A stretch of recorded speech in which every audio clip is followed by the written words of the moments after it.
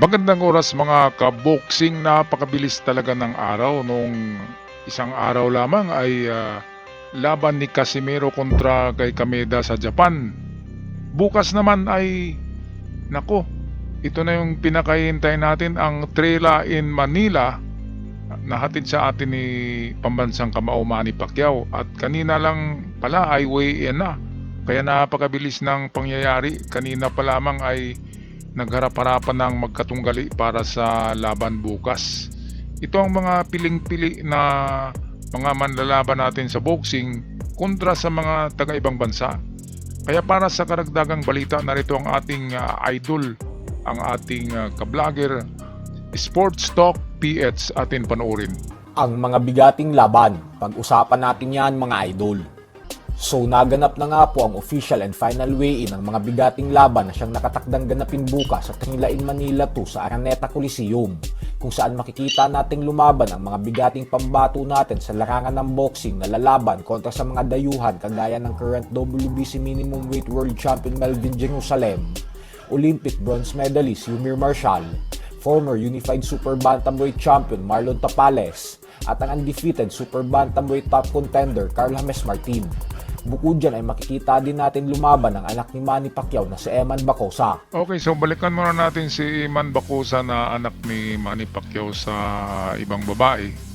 Ito, makita natin na mas matangkad ng 5 pulgada yata o 6 na pulgada ang tangkad ni Eman kaysa kanyang kalaban. Oh.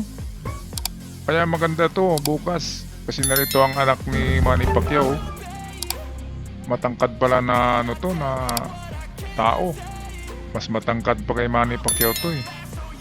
Kaya baka makapaglaro ito sa mabibigat na timbang at magkaroon na tayo ng isang mabigat na boxer, kasi karamihan ng Pilipino boxer ay maliliit lang talaga eh. Kagaya ni Manny Pacquiao hanggang welterweight lang eh. Kaya kapag meron tayong light heavyweight, ayun yung maganda. Kasi meron tayong malalaking boksingero. Katulad nito, lalaki pa to si Eman eh, kasi lumalaki na yung muscles niya. So ibig sabihin, hindi na to papayat. Ganyan na talaga ang katawan yan. Okay, so ano pa ba meron bukas? Si Yumir Marshall ay makikita din natin kung gaano kagaling to bukas.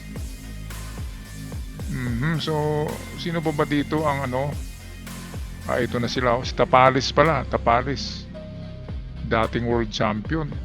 Kaya maganda to bukas kasi napakaraming kartada sa boxing bukas. Kaya abangan natin to mga kababayan. Meantime, balik tayo kay Sports Talk PH. Kasi ng pagkakataon na dumayo sa Araneta Coliseum dahil ito na ang pagkakataon natin na makita at mapanood sila ng personal na lumaban. Sa kabilang banda naman mga idol ay naglabas naman nga po ng reaksyon ang bagong promoter ng former 3 Division Champion General Casimero na si Koki Kameda patungkol sa pagkatalong nalasap ng angas ng Pinas sa pinsan niyang si Kyonosuke Kameda nitong nakalipas na linggo lamang.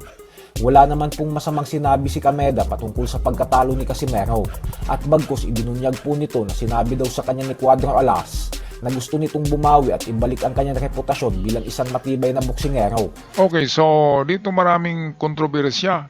Ang mga vlogger naman kasi na mga anti at pro Cuadro Alas, ang dami-daming sinasabi, kaya masisira ang pangalan dyan ni Cuadro Alas.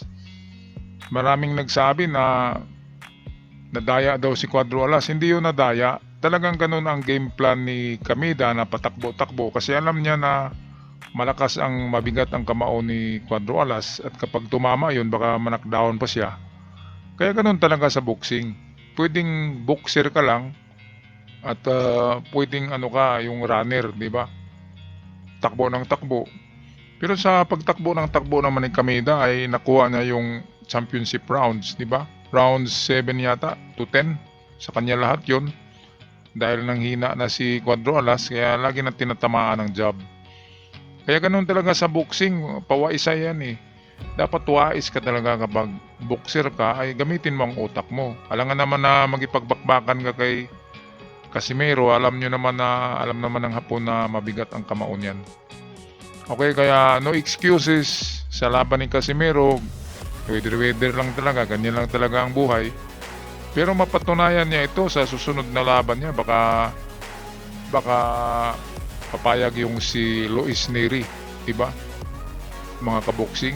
At kapag natalo ni Cuadro Alas si Neri, ayun na yung pinaka-stepping stone niya na tataas muli yung kanyang ranking at mabalik siya sa championship fights. Ang minimiti niya na Naoya Inoue, ang layo-layo niya malayo sa katotohanan kasi nga hindi na champion si Casimero. Kaya hindi papatol ang kampo ni Inoue nang walang titulo. Undefeated yun the Monster. Okay, so patuloy tayo sa balita hatid sa atin ng ating idol, Sports Talk PH. Sa pamamagitan ng paglaban sa bansang Japan. Kaya naman dahil dyan ay nananawagan po ngayon si Kameda sa mga Japanese fighters sa 122-pound super bantamweight at 126-pound featherweight division na kung may gusto daw kung masasahamon ni Casimero na labanan siya, ay ipaalam lang daw ito sa kanya. Nang sa ganun umano ay maikasa niya na agad ang laban sa lalong madaling panahon. Target po ni Casimero lumaban ulit sa buwan ng Marso sa susunod na taon. Subalit ang kanyang kapatid at head trainer po na si Jason ay sinabing gusto niya ulit pabalikin sa ibabaw ng lona si Casimero sa lalong madaling panahon.